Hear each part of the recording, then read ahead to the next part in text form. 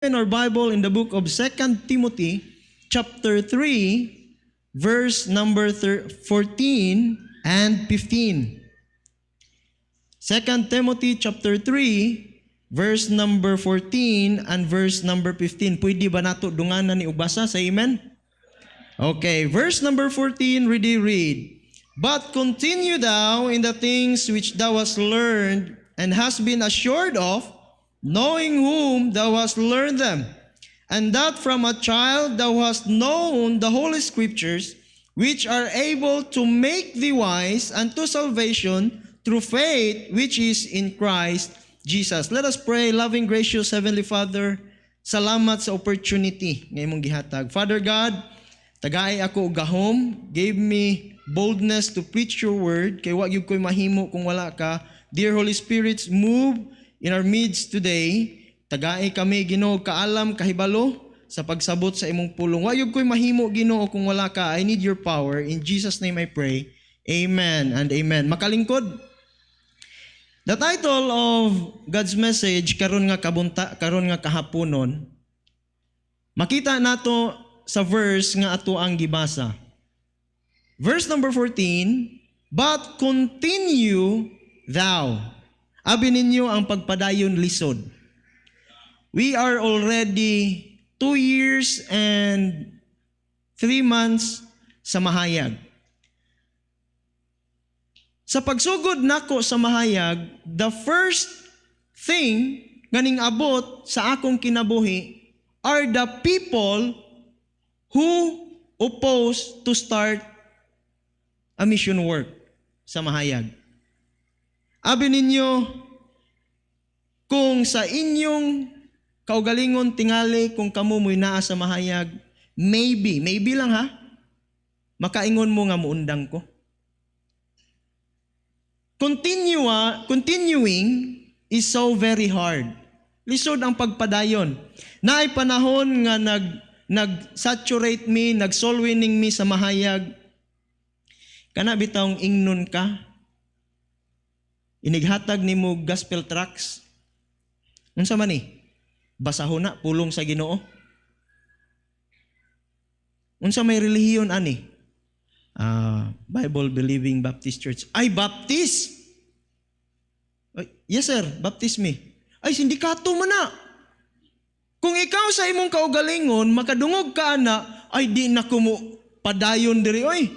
For how many times sa among pag-saturate sa lungsod sa mahayag, Baptist is very well known. Walay barangay sa mahayag nga wa nakaila og Baptist. And mostly, ang nasa una-una sa tao, Baptist are dautan. Kung ikaw sa imong kabahin, di na ko mo padayon, oy. Nayo sa katao, nag-ingon ako, balhin na lang ka, at kag dumingag. Because sa wala pa ko ning graduate sa Marietta, ang akong gipangayo sa Ginoo nga magsugod ko og dumingag. But God burdened my heart sa mahayag. Ako siyang giingnan, kung ikaw palang lunta, ang balaang espiritu muhawa kog mahayag, moadto kog dumingag. But the Holy Spirit tells me to stay in mahayag. That's the reason why nganong grasya sa Ginoo makapadayon mi kauban sa akong pamilya, kauban sa staff nga gihatag sa Ginoo didto sa lungsod sa mahayag. Klaro kayo ang Bible nga nag-ingon.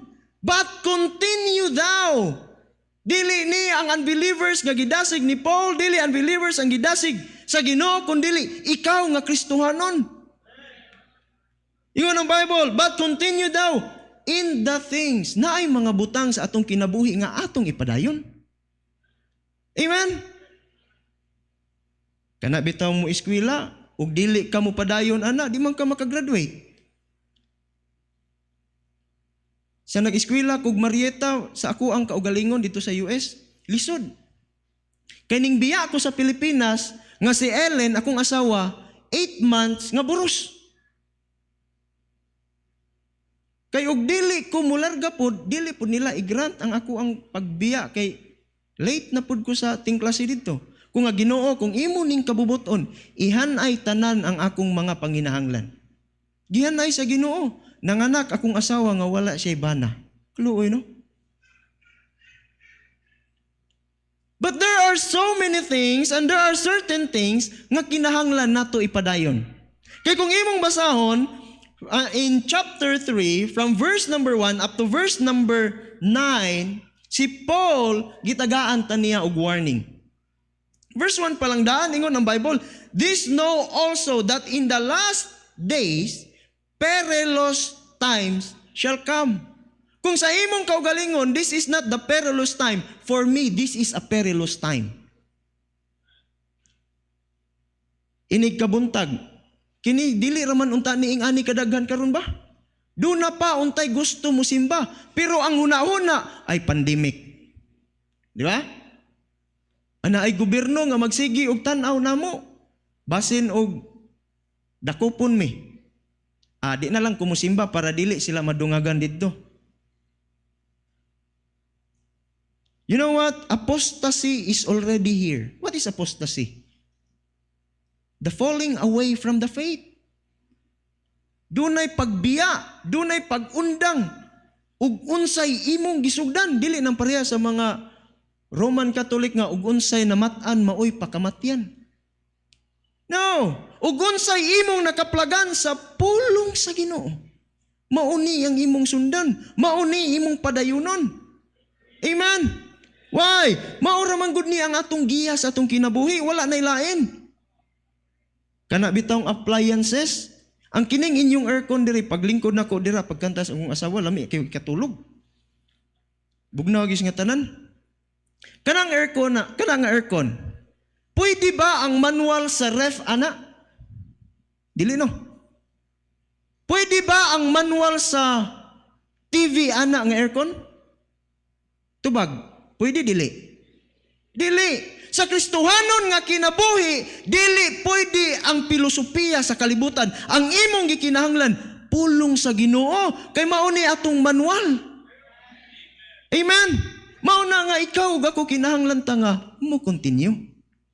But continue thou in the things. Naay tulo ka butang akong i-share sa inyo karon nga kahaponon. Tulo ka butang nga kinahanglan nato i-continue. Number 1, makita ra nato diri sa ato ang verse nga gibasa. But continue thou in the things which thou hast learned. Amen? Naay mga butang sa pulong sa Ginoo nga imong kinahanglan katunan because learning is an unending process sa imong kinabuhi. Sa pag-graduate nimo sa imo ang kurso, do na ba'y na-stop dira? Ang mga maestra, magmasteral. Kay gusto pa gyud og lain. Ang doktor, naa pa gyud ilang eskwelahan para ma-master nila. Sa Kristohanon nga kinabuhi kaha. Sa diha nga naluwas ka, nakakaplag ni Jesus Christ sulod sa imong kasing-kasing, ninghunong ba ang imong pagka-Kristohanon dira? Wala.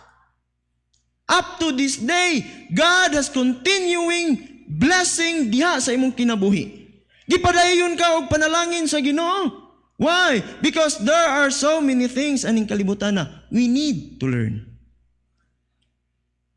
Every Sunday afternoon, young people, midweek service, na ay magwali diri. And those words nga iwali sa inyo, dili na iya sa nagwali, iya na sa Ginoo. And those things we need to learn to it. Amen?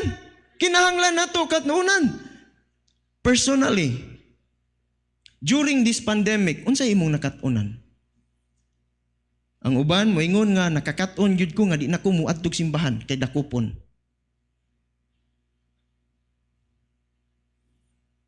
Ang uban moingon nga diri rata sa balay.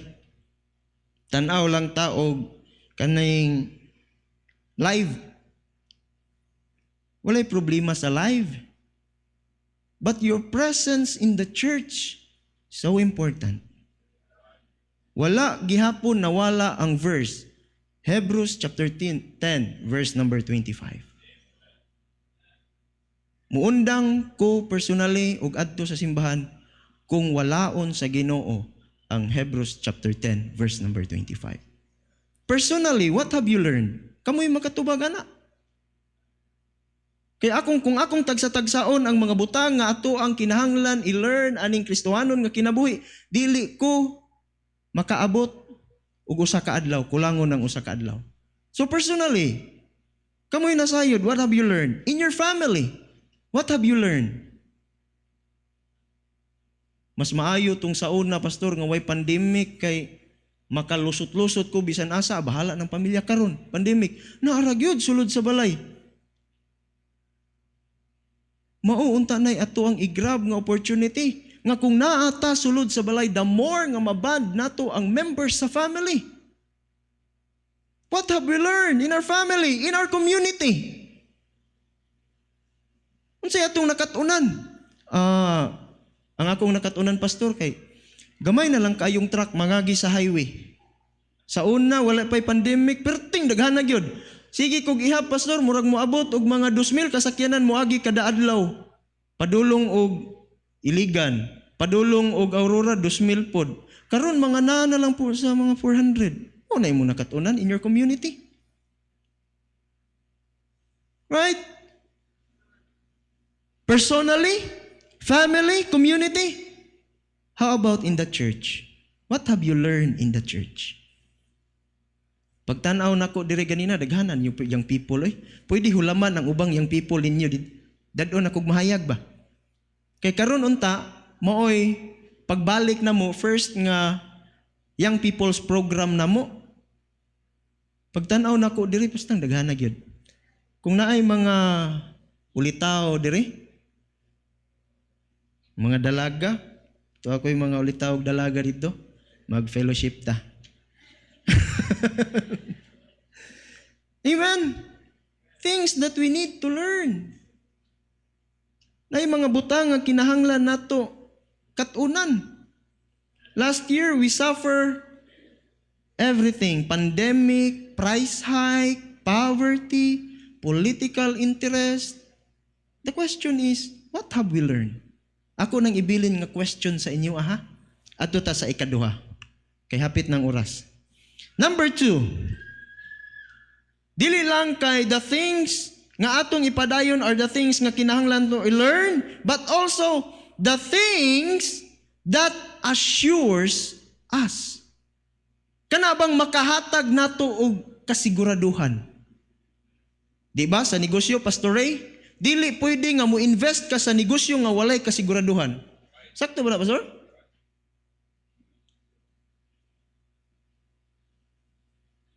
New normal na tingali ng tao.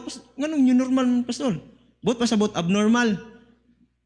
Abnormal ang tao nga mo invest og business nga walay kasiguraduhan. Right? Sa imong kinabuhi nga Kristohanon, what makes you assure? Unsay makahatag nimo kasiguraduhan? Ang kalibutan? Does the world gives you assurance?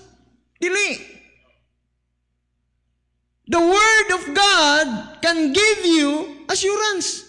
Most especially, the Holy Spirit itself.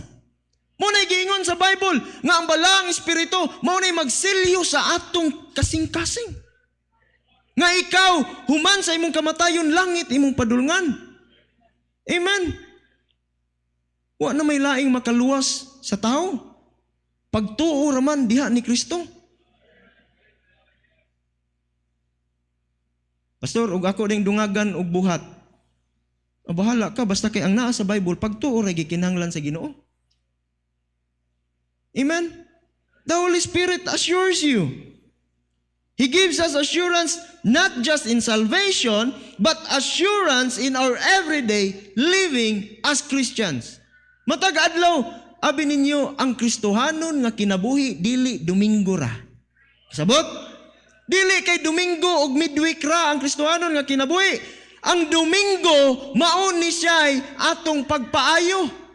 Diri ta ihil during Sunday, but in Monday taman Saturday mao na dira ang tinud-anay nga mapakita nato atong pagka-Kristohanon. Amen. Dili pwede nga Sunday, holy, holy, holy. Pagka Lunes, this is my way. Dili pwede. Right? Domingo, Kristohanon. Inig ka Lunes na magsabado. Kamunlay sumpay. Is that the way nga pwede ka ma-assure? Dili. Ang pulong sa Ginoo, ang bala, ang Espiritu, gives you assurance. His love, ang iyang gugma.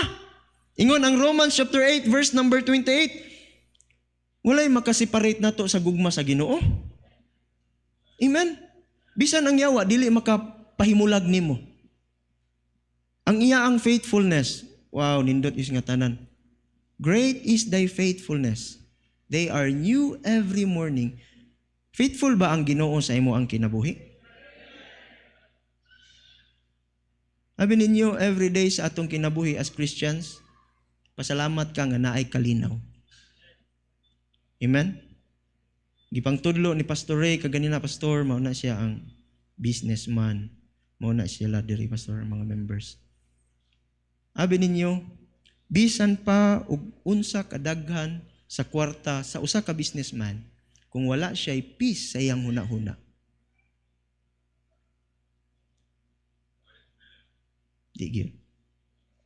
Pero kung ikaw dunay kalinaw sa imong huna-huna nga gikan sa Ginoo, amen kayos nga tanan.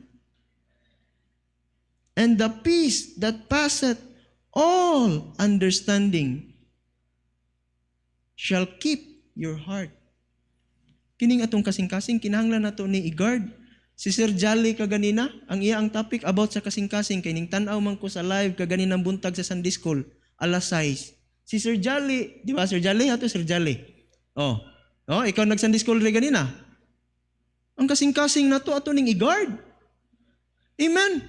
Why? Because kung ikaw sa imong kaugalingon, gi-assure ka sa Ginoo, sa imong kaugalingon, i-assure pod. Di kay magpataka-taka na lang pudayon ka, Kristohanon ko, bahala na diha. Human sa akong kamatayon, langit, bitaw akong padulngan. Dili. The Holy Spirit assures you. Dili lang kay mo padayon ta sa mga butang ato ang kinahanglan katunan. Dili lang kay mo padayon ta with the things that gives you assurance. Number 3, lastly. Continue in the things that make you wise. Amen? Naay mga butang sa ato ang palibot karon nga makaingon ka, ay kini makapawise ni nako.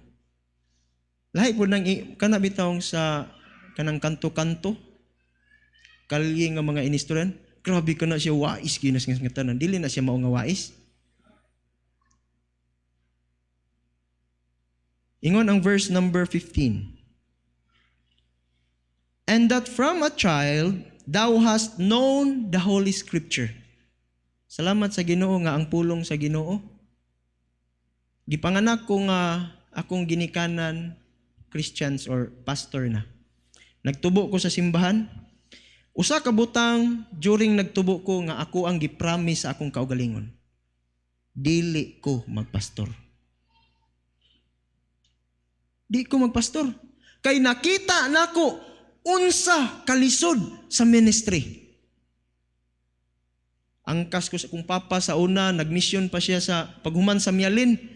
Ningbalhin siya og Clarin kay nagmisyon siya. Angkas ko atong iyang bike nga BMX. Sikitas kong lubot lagi ato. Nya napagod mi sa panay. Magbike akong papa. Og kusog ang tubig kay nagbaha. Baba dayon. Kung di ko ani Muiskwila ko kay para naghan akong kwarta. Nya karon ga pastor ko. Kung ako lang bitaw, di ko magpastor Saon ta maning sige magpanawag ang Ginoo, do magpastor ka do. Eskwela ko Bible school sa Tarlac for 1 year. Wala ko nakahuman kay init yung Tarlac. Balhin ko og katipunan under Pastor Army G. Salva. For 3 years, mao nang nakakita ko asawa nga gwapa. Kung para sa inyo adili gwapa, para sa ako gwapa. Ay na mo react dia. Basta kay gwapa. Dito na ko ni kaplagi akong asawa. The reason why nganong nakigminyo siya nako pastor. Usa ka butang, dili. di ko gwapo. Ang usa ka butang, nganong makigminyo siya nako, kay magpastor ko, kay magmisyon ko. Anak ko nga, kanira di ay, naaram din mga babae nga dili na ta kinahanglan magpa... Unya, dili na abi ninyo sa Bible school sa una, kung makakita mong lalaki nga lawsi na as Bible school. As katipunan, dagko kayog barong, lawlaw kayog karsones, may gani ron, kay murag ning improve ko gamay. Fitting na ba? Nya, nanay, ab. Dili, abs. Sarap ni kabuk. Wa man ni siya ikadong, sa to, 6, ana ba? 6 packs. Dito ni nako nakitaan sa Bible school. Ako siyang gignan nga, Len, magpastor ko. Sige, uyab na ta. Okay kayo. Walay daghang langay. Sugot, uyab na yun mi. Pagka 2011, minyo mi. Humagkasal. Beb, ingon ka, magpastor ka. Nga, kadyot lang, hadlok mo ko. Wala siya nahimo, kay minyo naman mi. Kung nga di ko magpastor nanarbaho ko og ikyo, nag-ahinti ko og ikyo. For 1 year, nag-ahinti ko og ikyo. Ang akong area, Usami City. Critical nga area, daghang kayong mga maing laki sa Usamis. Niabot ang panahon nga, undang ko, kapoy man. Daghang kwarta pero kapoy. Daghang threat. Daghang tentasyon. Kanagong mo, every week, muadto kog Cagayan. Ang checking nga ako ang dadon sa ako ang sling bag, worth mga 700,000. And then ang cash, nasa mga 400 to 500,000. Hadlo ko. Napuyo sa nga, kuhaan gamay be. Tambol sa pagkahuman, pag audit, dili ka nang na-IBO, anak, kahit kuhaan. Sige. Awa na safety na. Wa ko nagpastor. Pagkahuman, Beb, magpastor man ka, di lagi ko. For 2 years, ning adto kog Saudi, nanarbaho og Saudi. Okay kayo no? Murag Jonah ba, ikyas. For 2 years, adto ko og Saudi. Ang akong trabaho, tile sitter. Kaning inyong tiles? Ug ako ning i-check, dahil daghang mabalbag ani ba? Bitaw. Ning trabaho ko, sa usa ka katrabaho, nga di ko kabalo.